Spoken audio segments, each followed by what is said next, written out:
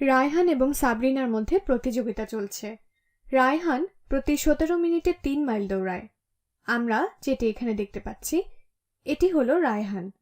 সে 17 minute পর 3 mile দৌড়িয়ে পার করে। আর সাবরিনা প্রতি 29 মিনিটে 5 মাইল দৌড়ায়, এটিও আমরা দেখতে পাচ্ছি।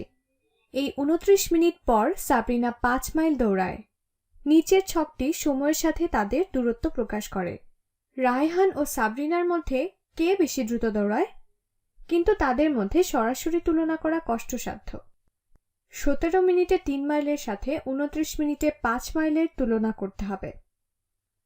তাহলে আমরা যা করব তা হলো এই ছকে এমন একটি বিন্দু খুঁজে বের করব যেখানে সময়ের সাথে দূরত্বের অনুপাত খুঁজে বের করা সহজ হয়। আর এটি তুলনা করার সবচেয়ে সহজ পদ্ধতিটি হলো যখন সমলব বা সমহর থাকে। চলো শুরু করা যাক। এখানে কি এমন কোনো বিন্দু আছে যেখানে লব বা হর সমান? মনে হচ্ছে রায়হান যখন 25 মিনিটে 15 মাইল অতিক্রম করে তখন সাবরিনা 27 মিনিটে 15 মাইল অতিক্রম করে। তার মানে সাবরিনা রায়হানের চেয়ে অবশ্যই ধীরে চলে। রায়হান অবশ্যই সাবরিনার চেয়ে একটু দ্রুত চলে। তাহলে আমাদের উত্তর রায়হান সাবরিনার চেয়ে দ্রুত চলে। চলো আমাদের উত্তরটি যাচাই করে দেখি।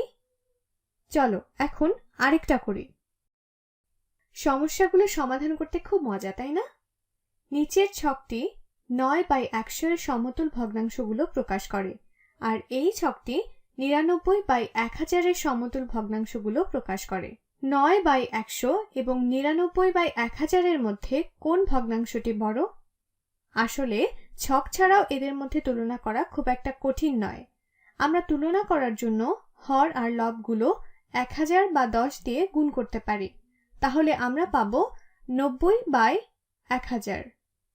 আর 99/1000 আর 90/1000 কে তুলনা করলে আমরা বুঝতে পারি 90/1000 স্পষ্টত ছোট।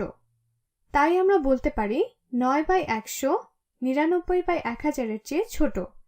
কিন্তু এটা করার আরেকটি উপায় হলো ছক পর্যবেক্ষণ করা, যেখানে আমরা সমহর অথবা সমলবকে একত্রে তুলনা করব।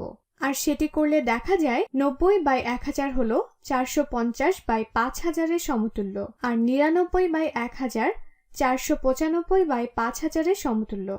তাহলে হরগুলো এখানে সমান কিন্তু লবগুলো এখানে বড়। সুতরাং 99/1000 90/1000 এর চেয়ে বড়। আমরা এটাকে এখানে লিখে ফেলি।